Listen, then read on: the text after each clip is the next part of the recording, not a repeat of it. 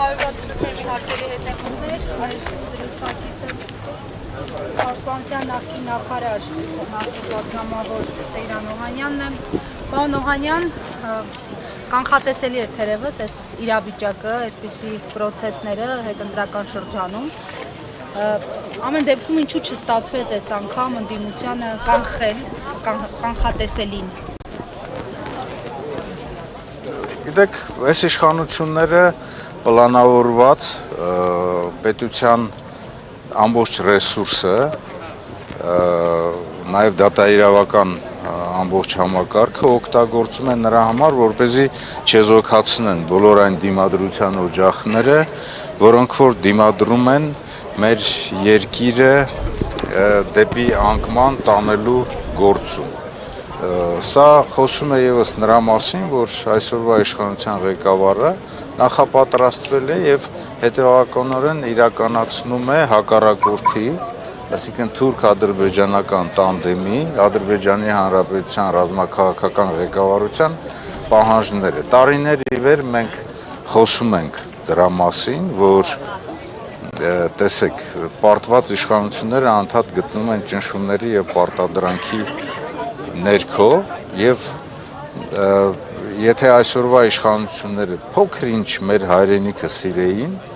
փոքր-ինչ մտածեին դրա մասին, իրենք շուտվանից հրաժարական տված կլինեին, իսկ կատարում է հետեւյալը, կատարում է այն, որ իրենք մեր ժողովրդին, մեր դիմադրության բոլոր օջախներին պատերազմ են հայտարարել հակառակորդի մոտ խաղաղություն մուրալու համար։ Ինչու չստացվեց, որովհետև պետության բոլոր ռեսուրսները եւ նաեւ քանակական առավելությունը նույն ազգային ժողովում իրենց ձեռքում է եւ այստեղ կարծում եմ, որ ընդդիմությունը եւ ազգային ժողովում դիմադրողականությունը բարձրացնելու եւ նաեւ ազգային ժողովից դուրս համախմբման խնդիր ունի, կարծում եմ, որ ընդդիմության լիդերները եւ այն մարդիկ, ովքեր որ տուժել են, այսօր այդ ուղղությամբ համապատասխան աշխատանք տանում են։ Տեսեք ինչ է կատարվում։ Հիմա բոլորս հավաքվել ենք այստեղ ի աջակցություն մեր դաշինքի ղեկավարին Ռոբերտ Քոչարյանին, ամբողջ ընտանիքի նկատմամբ հետապնդում է իրականացվում, հետապնդում են իրականացվել մինչև այս բոլոր քաղաքբանտարկյալների նկատմամբ։ Ձեր նկատմամբ էլ դուք էլ չեք ձեզ էլ չեն շրջանցել։ Տեսեք, ի ուրախություն մեր ժողովրդի, ես կարող եմ ասել նրա, որ որքան էլ որ փորձում են վախ սերմանել, այնուամենայնիվ այդ դիմադրության ոգին ժողովրդի մոտ, լիդերների մոտ, ղեկավարների մոտ բարձրացած է եւ այլևս ոչ ոք չի վախենում։ Սա այս հետապնդումները, քաղաքական հետապնդումները, անհամաչափ ուժի կիրառումը խոսում է ցածր հոգեբանական ոհմակային տրամադրությամբ գործող իշխանությունների մասին։ Ինչ է նշանակում, ասենք, այդ քանակական առավելությամբ, ԱՕԾ-ով, չգիտեմ, մնացածներով գնալ առավոտ շուտ մտնել ընտանիքներ եւ ահաբեկել, մարդկանց ծանուցում տվել եք, այդ ծանուցման արդյունքում մարդիկ ներկայացել են, չեն ներկայացել, կարելի է, չէ, այդ օրենքի շրջանակներում ամեն ինչ իրականացնել։ Եվ ամենակարևորը նա է, որ տեսեք, հասարակության հետ եւ ժողովրդի հետ աշխատում է մի մարդ, որը անընդհատ երդվում է, որ ինքը պահպանելու է բարեկրթության բոլոր նորմերը, իրենց կուսակցական վարքականոնի պահանջները, խոսույթը լինելու է բարոյականության շրջանակներում, բայց անցնում է մի որոշ շատ կարճ ժամանակ, ինքը իրեն չի տիրապետում եւ սկսում է նույն խոսույթը օգտագործել։ Հետո էլ տեսեք, ասում է, որ այն իրավիճակը, որ տիրում է օրինակ բանակում, դա հասարակությունից է գալիս։ Ինչ սովորի հասարակությունը իր ղեկավարից, եթե ղեկավարն է առաջին հերթին այդ առատավոր վարքերի անվայել խոսակցության տարածողը։ Պարոն Օհանյան, հենց անդրադառնանք բանակի այս ցավալի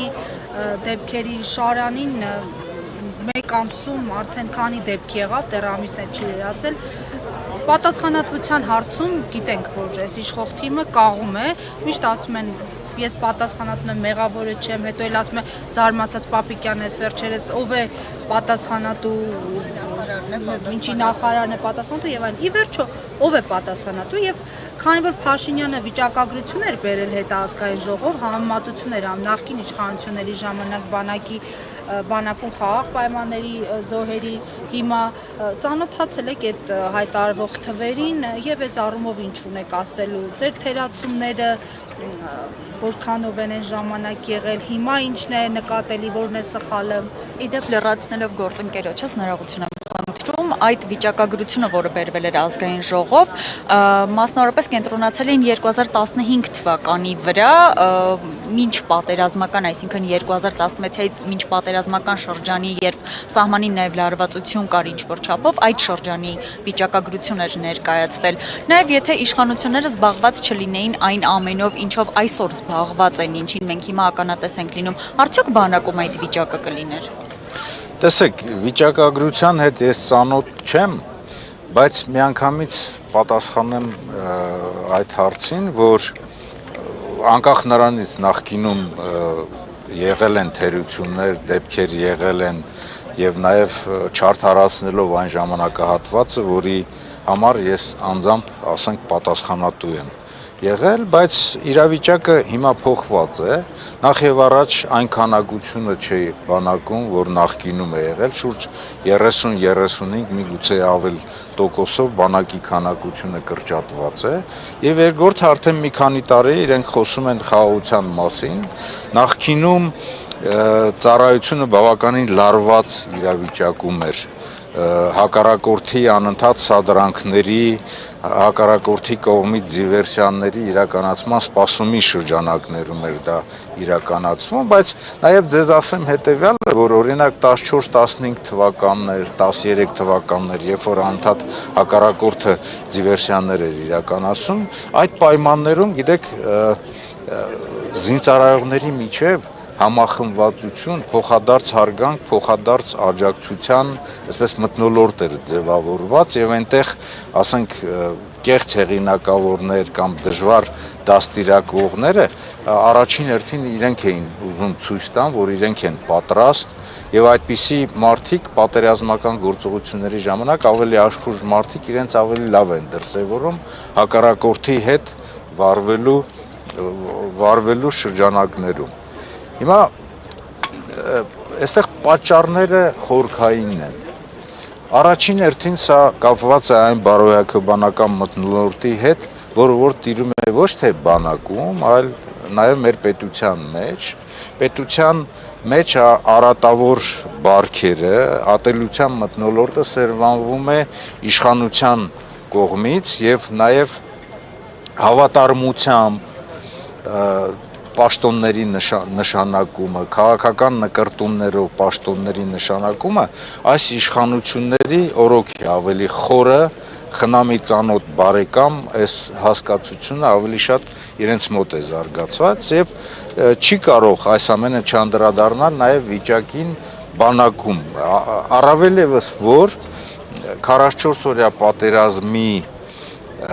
պարտության պատճառներից մեկը նա է, որ մինչև 44 օրյա պատերազմը, մինչև 2020 թվականը բավականին սխալ կադրային քաղաքականություն է իրականացվել։ Պաշտպանության նախարարի, գլխավոր շտաբի պետի,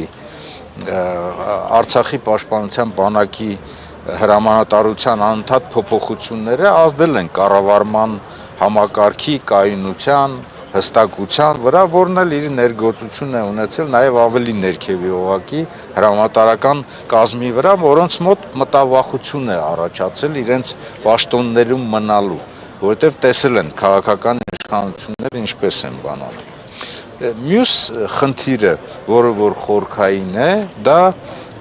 կապված է նրա հետ, որ հասարակ վերլուծությունը օրինակ, որ անում ենք, ինչու համար են քնելու վրա հայհոյանք դնում եւ ինչու համար են զինծառայողները քնում։ որովհետև հոգնում են։ Այսինքն ծառայության պայմանները այնպիսի ծանրության մեջ են, որ այդ մարդիկ հոգնում են եւ քննում են։ Այդ հոգնածության դեմ տարիներ առաջ 2015, 14, 16 թվականներին որոշումները ընդունվեց հետևյալ կերպ. անձնակազմի համապատասխան քանակություն պետք է ապահովի դիրքերում։ Ինչու՞։ Որովհետև շատ ծանր է 2 շաբաթ անընդհատ հերթապահություն տանել այս գրաֆիկով 2 ժամ դիրքում պահակություն, 2 ժամ արթուն հերթափող եւ 2 ժամ քնել։ Զորամասի տարածքում հասարակ պահակային ծառայության համար մեր կանոնադրություններով արգելվում է օրու մեջ գնալ պահակային ծառայության, արգելվում է, որովհետև 2 ժամ այդ ցիկլով բավականին հոգնածության մեջ են գտնում զինծառայողները։ Հիմա այդ նույն ցիկլով զինվորները հերթապահություն են տանում 2 շաբաթ։ Պատկերացնում եք, օրու մեջ չի թույլատրում, իստեղ 2 շաբաթ մարդիկ հոգնում են։ Դրա համար զինծառայողների քանակով է պայմանավորված։ Զինծառայողների ես մանրակրկիտ բացատրում եմ, որպեսզի սրանից հետևություններ անեն նաև, ասենք, Պաշտպանության նախարարության ղեկավարությունը, ի վերջո, որովհետև բանակը մերն է եւ ամոթ է, որ այս իրավիճակում իրենց ասած խաղաղության պայմաններում մենք ունենում ենք նման ցավալի դեպքեր։ Մենք 4 հերթափոխ էինք դարձրել, որովհետեւ 2 ժամ ծառայությունից, 2 ժամ արթուն հերթափոխից հետո 4 ժամ զինծառայողը կարողանա հանգստանալ եւ 1 օրվա, 1 սուտկայի մեջ ինքը կարողանում է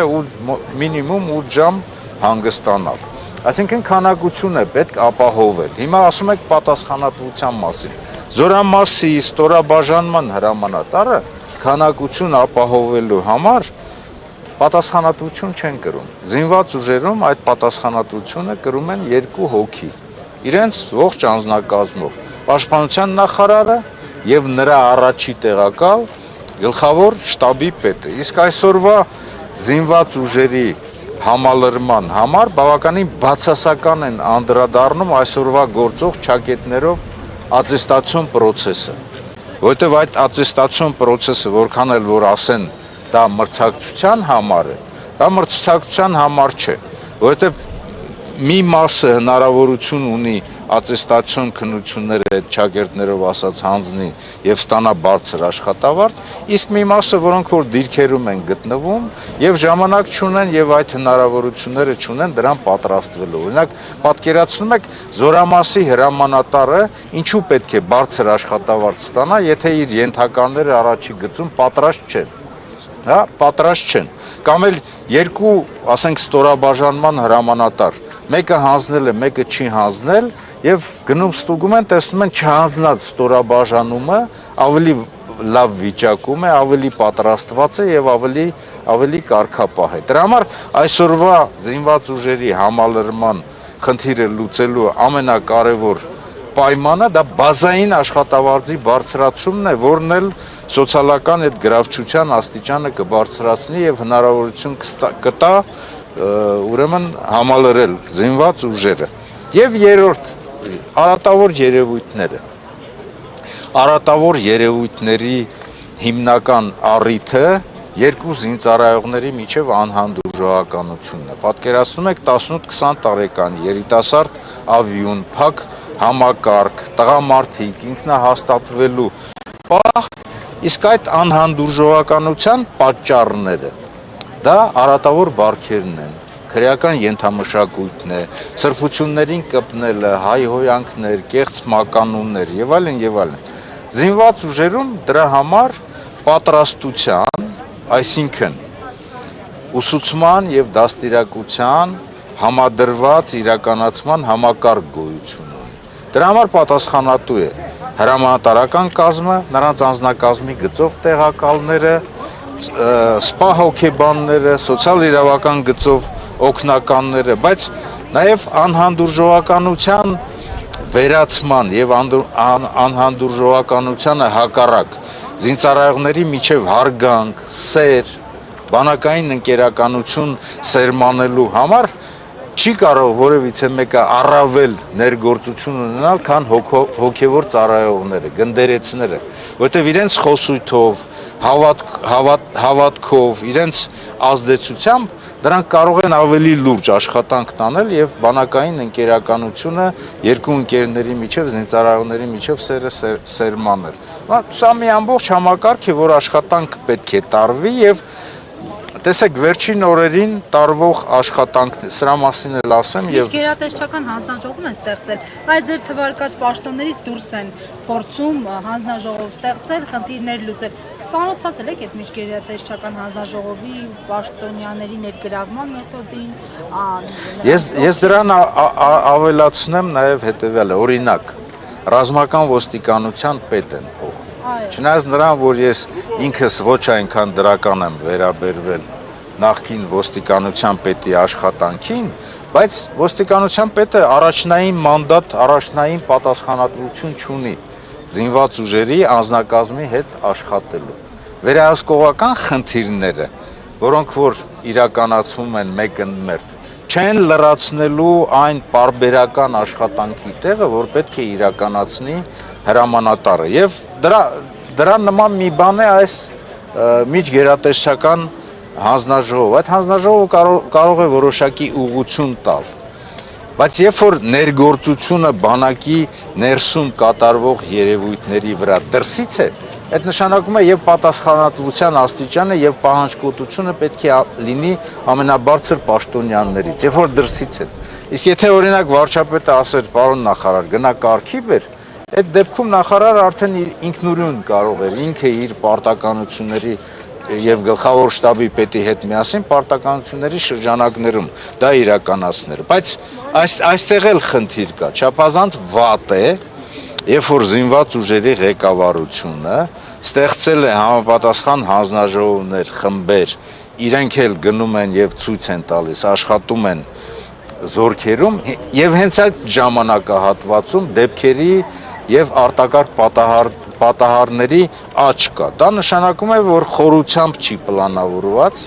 խորությամբ չի նախատեսված այն մանրակրկիտ միջոցառումները, որ իրենք պետք է իրականացնեն եւ զորքերում էլ այն զգաստության եւ զգոնության աստիճանը չկա, որ զինված ուժերի ղեկավարությունն է եկել իրանց հետ աշխատելու, այնպես անենք, որ այդ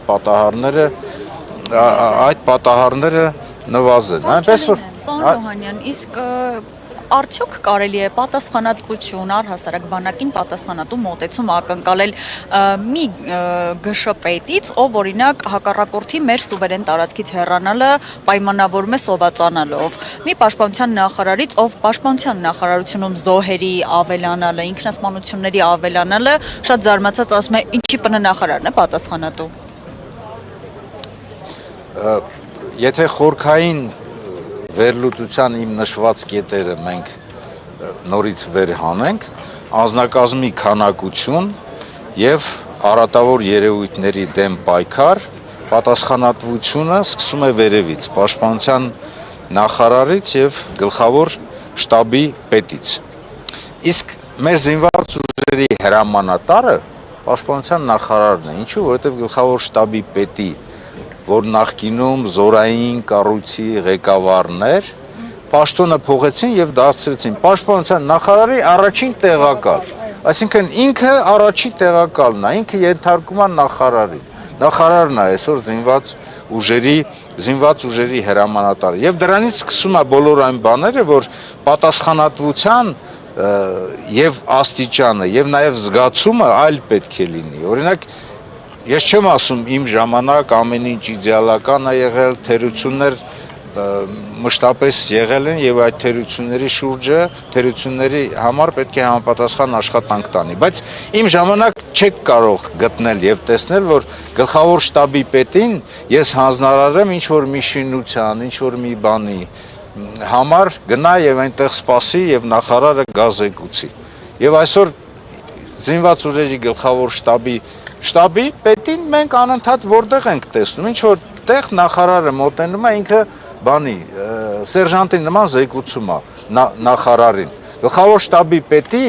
խնդիրը այլ է, գլխավոր շտաբի պետի պարտականությունները ռազմավարական անվտանգության առումով ռազմավարական այլ նշանակություն ունեն։ Զինված ուժերի գլխավոր շտաբի պետը պետության բոլոր ուժային կառույցներից, մնացածից ազգային անվտանգության ծառայություն, ներքուն ամենաբարձր զինվորական պաշտոնյան է։ Դրանից ելնելով պետք է լինի նաև նրա նկատմամբ վերաբերմունքը եւ նրա պատասխանատվությունը։ Այսօր մենք գլխավոր շտաբի պետին տեսնում ենք անընդհատ սերժանտի նման ստեղ-ընդեղ զեկուցելուց։ Շնորհակալություն։ Շնորհակալություն։